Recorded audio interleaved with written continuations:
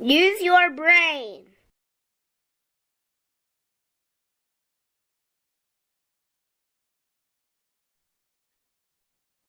One of our biggest problems in education here in Kentucky and across the nation is that the public school system is very ineffective in teaching reading properly. On the National Assessment of Educational Progress in 2019, across the board for all students in the state of Kentucky, the proficiency rate for fourth graders on reading was only 35%. That's only a little bit over 1 out of 3 students scored proficient on that very revealing federal test. For our African American students in Kentucky, it was 14%. 14%. And you may hear people say, "Oh, yeah, but that NAEP proficient score, that's just set too high. It's not realistic. It's not grade level." Well, no, it's not grade level, because the grade level performance in this country is well below what it needs to be. The NAEP is actually set, it turns out, pretty close to what the performance needs to look like if you're going to call it proficient. I have a report in process that hasn't released yet. Jim Waters is going through the editing on it right now, probably as we speak, in fact, where I took a look at how Kentucky students performed on the National Assessment of Educational Progress compared to how they performed on 2 separate ACT exams. One was the Explore test, which we used to use for our 8th grade students until 2015, when ACT ended it. And the Explore, in turn, was linked and equated to the actual ACT college entrance test, which has performance data with it now that shows that students have a reasonable chance that they're going to get through their first college courses with either a C or a B. In other words, really having adequate performance. And they agree remarkably well. Both the ACT and the Explore test results, for the percentage of kids who are meeting the benchmark that shows they're on track for college, agrees within a couple of percentage points with a percentage of kids who score proficient or more on the National Assessment of Educational Progress. That test, the NAEP, is telling us exactly what we need to know, and it's showing that we're not getting close. By the way, this slide that you can see now that was just put up comes out of one of the reports, and it shows you the reading performance over time for the state of Kentucky's white students in the blue line and our black students in the orange line. And you can see that the percentage proficiency has grown a little bit, more for whites than for blacks. But the truth of the matter is our 2019 score is a drop in performance from where we were back in 2018 for white students. And you can see there's also a similar drop for blacks. But the problem is the sampling error in the black scores is larger than it is for whites. And so while the white score in 2019 is statistically significantly lower than that 2015 score, I can't say that about the blacks, but I'm pretty confident that the blacks also did have a similar decline, although there may be some plus or minus errors in the actual published scores. But the big thing for the blacks, all the way back in 1992, they were only 8% proficient for reading on this test for 4th grade. Flash forward to 2019, that 14% proficient is not statistically significantly different from where it was back all the way in 1992. As given the measurement error in the NAEP, I cannot show you any progress for our black students in 4th grade reading all the way back to the beginning of the Kentucky education reform in the early 1990s. I can see some for whites, but recently we're in decline for whites as well. And why is all of that happening? What's going on here? Well, very simply, there's some pretty interesting evidence, which we talk about in 2 reports. The Kentucky's teachers are not being taught how to read or teach reading properly.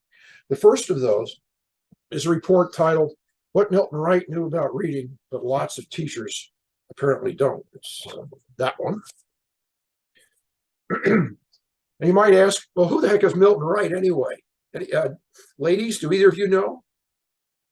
You read the report, so you might. Before you read the report, did you know? No. Stacy's shaking her head no. Okay. Milton Wright is virtually unknown to everybody I asked that question to. But I guarantee you, everybody knows his two sons. They were named Orville and Wilbur. And Milton Wright was writing about schools teaching reading improperly. In his case, it was the Dayton public school system in Dayton, Ohio. He was writing about that in 1916, over a century ago. And in the same time frame, where we have seen the Wright brothers' invention go from little more than baling wire and sealing wax to where we're now flying rovers around on Mars, reading instruction in this country has not made much progress at all. And the reason for it is we're still chasing the same bad, fad ideas that Milton Wright wrote about in 1916. Milton wrote about how his grandson had been taught to read by guessing at the meaning of words. Today, teachers are teaching kids, oh, well, take a look at the picture if you don't know what the word is and see if you can figure it out from that. Guessing is still going on and is still being taught. And there are formal systems called the 3 cueing system, for example, to teach that still today. And it's a very popular thing. 2 of the most widely used reading programs in the nation both use it.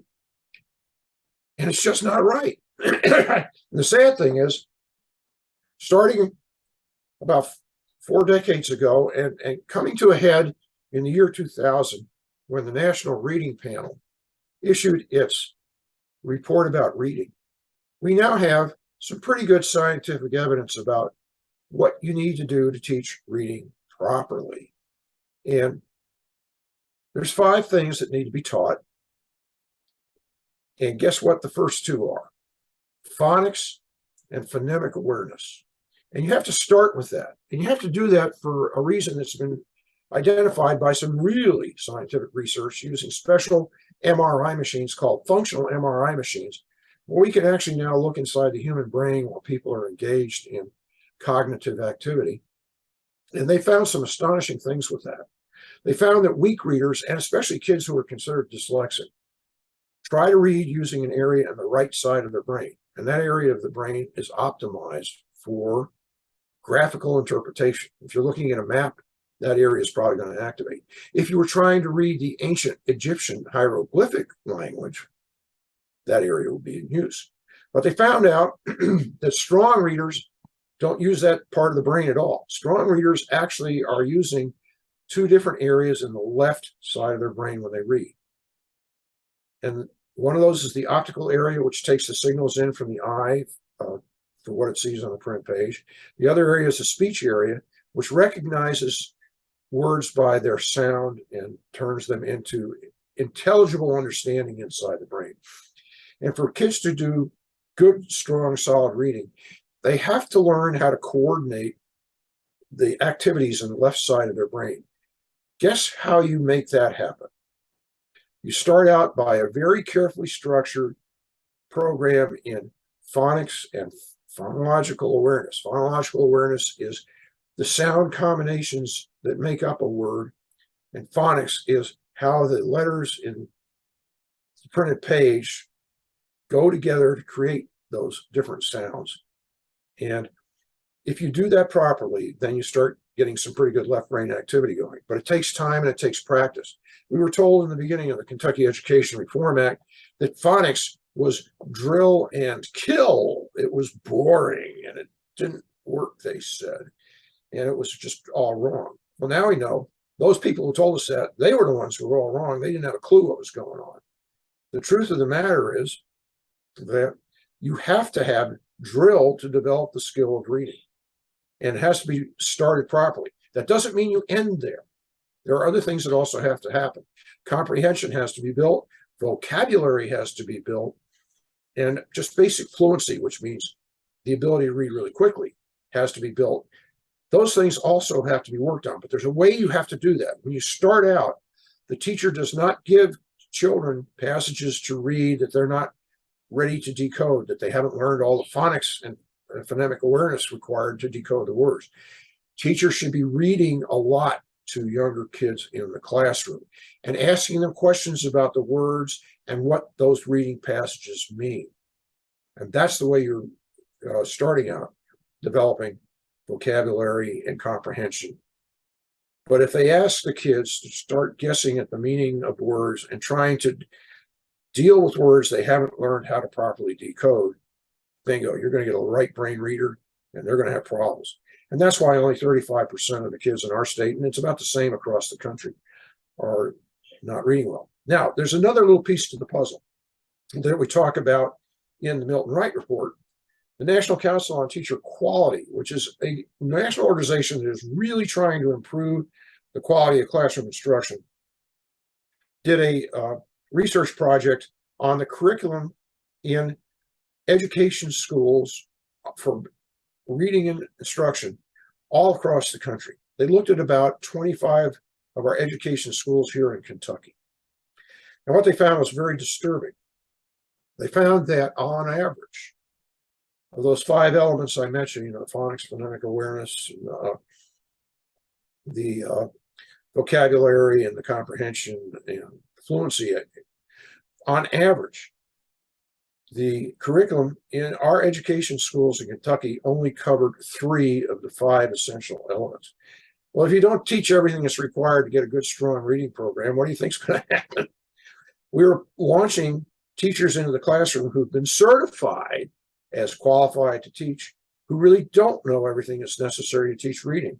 And they're not getting it right because they never were shown how to get it right. And they don't know. In fact, they were actually misinformed. They were told that this is how you do it, but in a lot of cases, what they were told was wrong. And in the cases of the stuff that used to be called whole language reading that Milton Wright would recognize from a century ago, guessing at the meaning of the words and so forth, and now it's repackaged in its current form. They call it balanced literacy, where they try to mix in and hold on to these whole language ideas about, well, guess based on what picture on the page shows, which actually takes the child's eye and attention away from the word that he's supposed to be learning how to decode, and it interferes with the process. And also the sight words, which are treating words as hieroglyphics, which guess which side of the brain that activates, doing the wrong things. They're doing the wrong things. And we get a 35% reading proficiency rate courtesy of all of that. But we can do it better. And that gets to the other report that I have recently authored. And I'm really happy with this one. It's a short report. It's called Reading Proficiency Rates Rising in Some Appalachian Schools. And it's really encouraging. Really encouraging, I think. There she is. And here comes the report. Bingo. Because it turns out that when you teach reading properly, when you teach the teachers how to teach it properly, you can get some phenomenal results. If you can't scroll down, I think it's about figure 3. There's that first one appearing again. Okay, and we'll come back to that one. Here we go. This is the reading proficiency rate for the Goose Rock Elementary School in deep poverty, Clay County, in the heart of Appalachia, Kentucky. Back in the first year of K-Prep testing in 2012, they were 23.1% proficient in reading. That's all. And you can see something was going on because they were starting to improve. And then they had a hiccup in 2015. It might have been a weather thing because, the Appalachian schools really get messed up when we get snowy conditions. I don't know. I haven't a chance to find out. But look what happened afterwards. Boy, did they bounce back. And take a look at the 2019 K-Prep reading proficiency rate for the Goose Rock Elementary School. Deep poverty Appalachia, 89.7% proficient reading. 89.7%. Now, if you can scroll back up to the earlier one, No, you went too far. Go back to this one right here. Okay. It's a little hard to see here, but Goose Rock is the top performer up on the upper right-hand side there. And where its little dot plots out, or hexagon actually, or I guess it's a dot, you can see it's 89% proficiency. That's plotted on the vertical axis. And if you go over to the left, you'll see it's right near 90. And if you go drop down vertically to the horizontal axis, you'll see that this school has an 85% an 85% free and reduced lunch rate in 2019. This is a high poverty school. Poverty much higher than almost every school in northern Kentucky. Not all, but much higher. But that reading proficiency rate for Goose Rock is today higher than any northern Kentucky elementary school. And I'm talking about Beechwood, I'm talking about Fort Thomas, I'm talking about Walton, Verona, I'm talking about all of them. And this is an 85% poverty school. And we have more graphs like this that I'll be presenting at a meeting of the Campbell County chapter of Moms for Education, if people are curious, but this will give you an idea. This one also shows you where Goose Rock, if you look down to the little triangle near the bottom of its black line, the black arrow, can I go down there? Yeah, there's its 23% rate. And you can see the other schools in almost every case, except for one in Clay County, these are all Clay County elementaries, made really notable progress in reading as well. And all of them have some pretty good poverty rates as of 2019. The one exception, as you can see, dropped a little bit. And there's an explanation for that. But let me tell you first what happened in Clay County.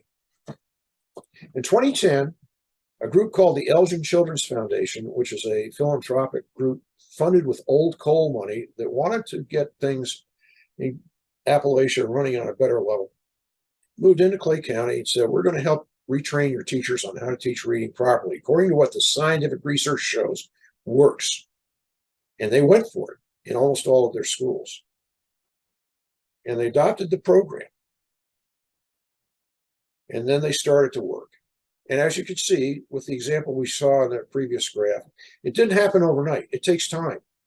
It can take a couple of years to retrain teachers how to do this properly. But once they get it, if they follow it faithfully, oh my, look at the results, just like you can see here, happened in Clay County. Teaching reading properly works, and the way you do that is with what people sometimes call the science of reading. That doesn't mean every teacher that says they've been trained in science of reading is going to get it right. You have to be very careful, and people have to watch to make sure they really are doing it properly. And it does take time, and it takes a while to develop the skill, but when you do, you get Goose Rock and the other schools. And the other schools, it probably looks similar to this if I plotted them out. So this is exciting stuff. Go ahead and pull down a little bit more. I want to. There's some more interesting graphs in this report. Okay. Okay, there we go. This one, among others, has one Northern Kentucky school district plotted out against the Clay County. Now, the Clay County schools are identified like they were in the earlier slide. I also have all of the elementary schools for Fayette County, which are shown with the blue triangles, Jefferson County, which are shown with the yellow squares, and then Fort Thomas shown with the orange diamonds. The three Fort Thomas schools are right over there on the left side of, and they're pretty good. Fort Thomas has got a pretty good education program compared to the rest of Kentucky, but they're still not as good as Goose Rock. And look at the poverty levels. Poverty is no excuse for this, but you've heard that so often, it probably makes you sick. No, false, incorrect, not true. You can teach poor kids to read really, really well if your teachers know how to teach reading properly. And if they don't know how to teach reading properly, toast. In the previous report, we don't need to go back there, but in the previous report, there's another graphic that set that shows you some comparisons of reading performance on the National Assessment of Educational Progress between Kentucky and a state we used to laugh about and say, thank goodness for Mississippi. because we said, at least our education is better than them.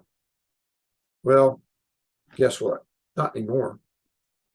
In 2013, the state of Mississippi got the bit in its teeth. They were tired of being tail end Charlie in the education world, and their legislature bit the bullet hard and said, we're going to change. And they passed some really aggressive laws. And one of the first things that had come out of that was a mandate that all the teachers in the state of Mississippi and all the education schools there were going to retread and start teaching reading according to what the scientific research showed works best. That program took hold in 2015. Flash forward 4 more years to 2019. And the state of Mississippi's white students, for the first time now, statistically significantly outscore Kentucky's whites. And the state of Mississippi's black students statistically significantly outscore Kentucky's blacks. And why is that happening?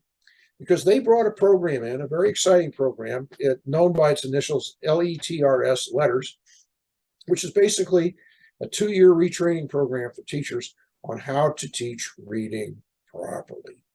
And thanks to that very aggressive but well-implemented program, Mississippi is now saying, thank God for Kentucky. Lord help us. Well, we don't want that anymore. And our legislature passed Senate Bill 9 in the 2022 regular session.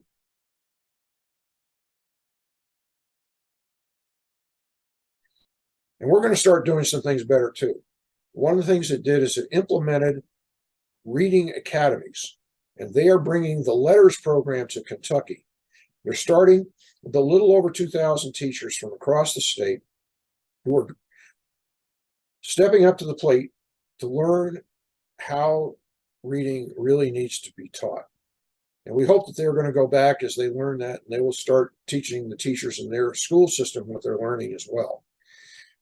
There's a little disappointment in this. LETRS is obviously a program with a track record looking at what happened in Mississippi. But we had funding for 2,400 teachers to do the Kentucky Teacher Academies, and they didn't fill all the slots. We have about 20,000 teachers in Kentucky in the elementary system that need this training, most of them. The Clay County people, maybe not. And it's going to be a long time before we get them all retrained at the current rate that we're going. But we need to do this because we are falling behind, and even Mississippi is looking at us in their rear view mirrors. So we wait to see. But the good news is at least we've got to start, and we've got a program that does have a track record that is being used. And I hope more Kentucky teachers step up to the plate and get with this program so that our kids across the state can start producing like Goose Rock already is. So that's, I think, the story on reading, unless you guys have more questions for me about that one. So Senate Bill 9, is that has not been passed yet? Oh, no, it's passed. And it's Okay. funded. There was some money with it. And there's more money that came out of the American Rescue Recovery Act emergency funding. So I think in total, I read that over the next several years, there's about 30 million of funds committed already. So we've got good funding. We got the program, but like I said, now we got to get the teachers to do it. So we got to start. It could have been better. Is that where the superintendent comes in and says, hey, board, we're going to roll this particular LETRS out to all schools? Is that where it starts? No, it starts with individual teachers signing up for the program with the Kentucky Department of Education. And they filled the block. They already started, so I don't think anybody can get in to this year's program, but they'll be doing another block next year. However, what the board and the superintendent can do now and should do is identify those teachers in their system that are part of this program and facilitate their getting to those meetings and educational events in every way they possibly can. And in addition, having those teachers talk up what's going on and what they're learning to the other teachers who aren't going to the program, because the vast majority of our teachers in the state clearly do not have an adequate grasp about how to teach reading. And this is the way they're going to get it. Well, I have a question there about is that. activity for the board. The board should be asking questions. The superintendent should be asking questions. And if they can think of things locally to facilitate the process, they should do that. And by the way, if any board people have that, I hope they make it public. I'd like to get that word out all across the state, and I bet you ladies would like to do that as well, because Absolutely. this program has a track record. It's not guessing golly and stupid research that doesn't work. It's already proved. Right. Stacy, what were you saying? Well, I had a question, because if this is a successful program, if I'm a teacher and I just spent 20, 50,000, however much they're spending on their college degrees, they've been in school for how long? They go back for CEUs every year, they get professional training. Why aren't the universities teaching our teachers how to teach reading? I mean, that's pretty fundamental to the K through 12 education. Absolutely. And I already touched on that. Remember when I said earlier that on average, the education schools in Kentucky don't even cover all 5 of the essential elements required in good reading programs. They don't even teach prospective teachers about all 5 elements.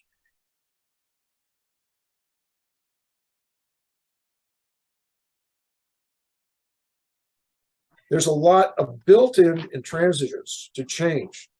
I'm seeing it nationally. I was involved with a blog from a person involved with education at the national level, and reading about people who are just set against the science of reading. They just don't want to admit it works, and they believe their fad ideas are a better idea, and they just turn their back to the fact that their fad ideas are giving us the 35% reading proficiency rates that we're getting across this nation.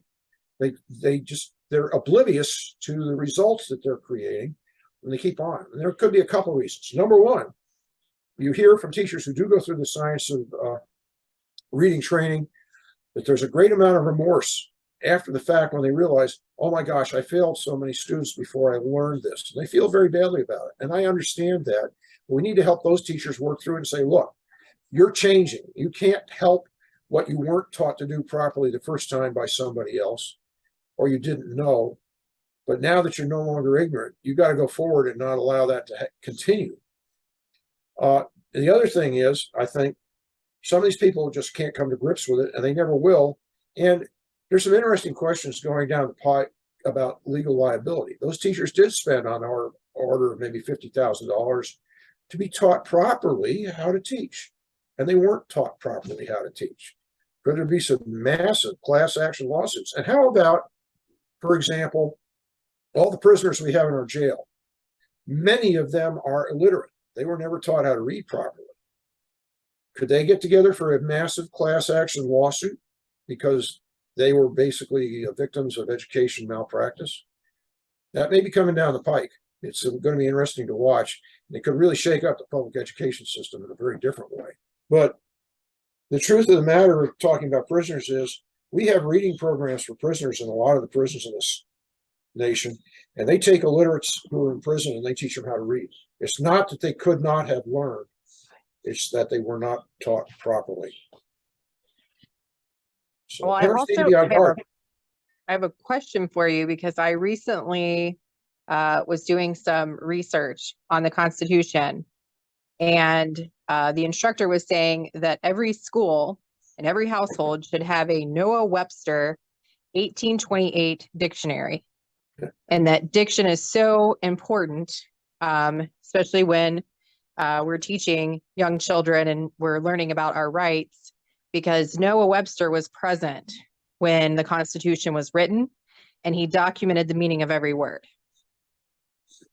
That's a really interesting point. I had not heard that expressed before, but there is a problem with terminology getting reinterpreted over time, and sometimes it can obscure what was really meant back when the founding documents were actually written. So that's an interesting point.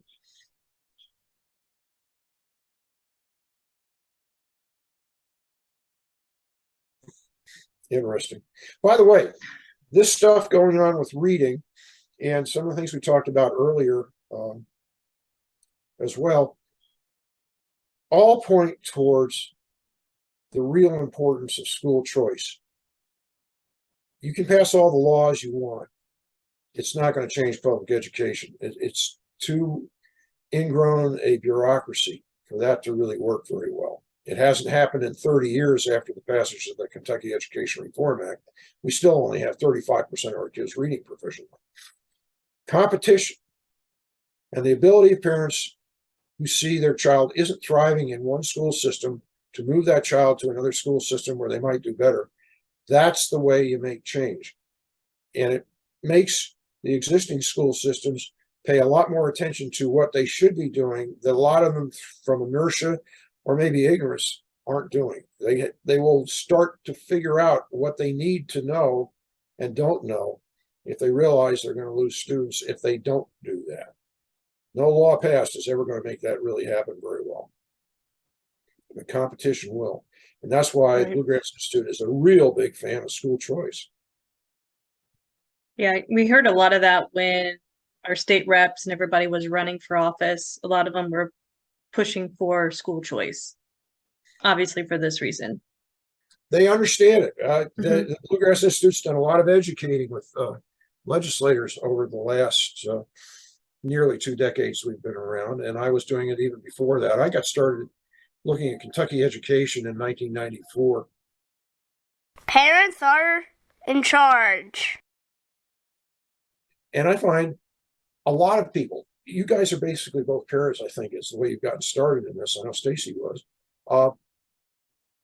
And across the state, a lot of parents who really get active with education are starting out as parents with questions that aren't getting properly answered. And they realize, hey, there's something going on here that even I, as a non-technical professional, can see this isn't right. My child isn't learning to read. My child isn't learning to do even simple math properly. Other things are going on that aren't right. And they get involved. And that's a good thing. And COVID really opened people's eyes. So is there a way where not just the teachers, but can parents take these classes, these LETRS classes, or somehow get involved so they can help their kids? That's a great question. Unfortunately, the LETRS program is only open for teachers at this time. There was a provision that some college educators would also be accepted into the program. I don't know if that actually happened or not because they weren't sure they were going to fill up all the slots. Since they didn't fill them all up, I think they left some college educators who were interested in.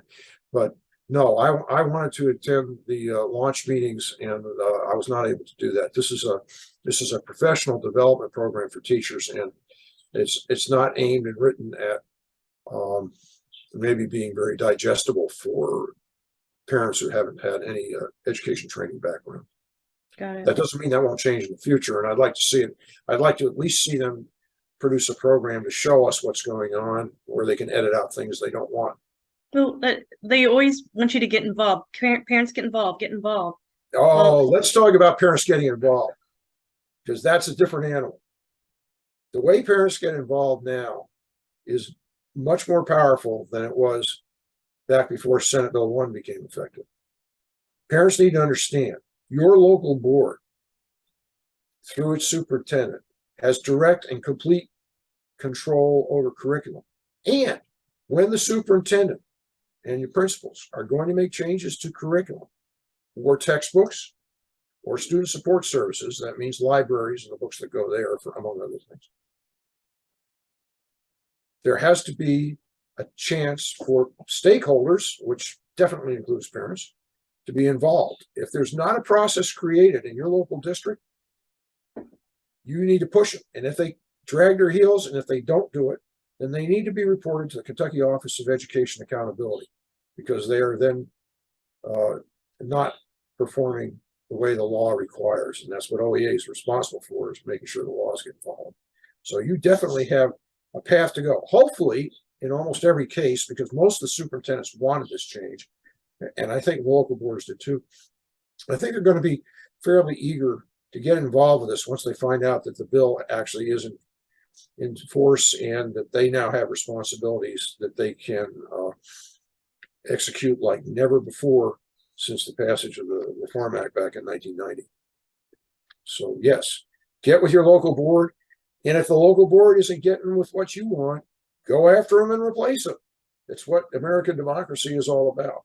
If your representatives don't represent you, replace them. I would like to see some legislation that takes their terms down to 2 years, because when you get a board member for 4 years, if you're talking about a child's education for 4 years, you can really lose students in 4 years. So I'd like to see something go through where they change their seats to only 2-year term limits. Well, that's a very interesting proposal. If you can, I'd be more than happy to say, yeah, I'd like to see that at least discussed as a possibility. Although the other side of the coin is it takes a while before new board members really get their feet on the ground and know what they're doing. And if they only have 2 years, they may not have their feet very well planted on the ground. So this is one that's going to need to be discussed. That is a public servant seat, no different than, I mean, state rep, super important. That's 2 years. True. And they have to run every 2 years. And, you know, if you're running for a seat, you really should research the seat that you're running for. And so if they want to engage the citizenry so that we can have people ready to take on that challenge every 2 years, I would say that's more a better way to resolve that. But with them sitting up there for 4 years and you have 4 years to replace them, I mean, you're talking about a child went through high school already and they're done. Oh, I agree. You know, for parents whose children are on the firing line, even a 1-year delay is a major problem. Just 1 year with a bad teacher is very difficult to undo, very difficult to undo. And in many cases, unfortunately, it doesn't happen. So your point about, hey, we have representatives that are only elected, that's a very good point, Stacy. You may have encouraged me that, yeah, maybe we really need to seriously look at that, because there is this issue, and the boards in the past have, I'm not saying that's going to continue, but in the past, they have acted more like servants to the superintendent rather than overseers representing the public. And that needs to change. Agreed. Well, we have one school board member who seems to be more of service to the Chamber of Commerce than she is her constituents also. It's politics. Stuff like that unfortunately happens all the time. So you need to get to her constituents and explain what's going on and get somebody else in there. We are. Well, there it is. Cindy Young, all the way. There's a lot of concern about pure digital learning these days. I don't think K-12 has figured that out yet. What I call blended learning, where you still have teachers as a sage on the stage, not a guide on the side, is the proper way to incorporate technology. But a program that is almost all focused on technology might work better for adults in high school and college, but children need more guidance and direction. And I'm not saying that we won't develop those programs in the future, but what we have available now does not appear to be adequate. So it may be just the technology hasn't been invented yet. Not that it can't be, but the programs I'm familiar with, the open court program that was used in the Clay County schools obviously has a track record. The direct instruction, which is with a capital D and a capital I, is part of Sig Egelman's direct instruction program for all subjects, was also used in Clay County as their remedial program, and it has a track record, obviously, as well. And then the LETRS program that Mississippi has used has obviously got a track record. Those are the three I'm aware of now. There are undoubtedly others. I'm just not aware of them. So I'm not going to recommend yay or nay. But those have demonstrated that they are working for kids. There may be others that will work even better. That I don't know. But right now, for sure, those have got a track record.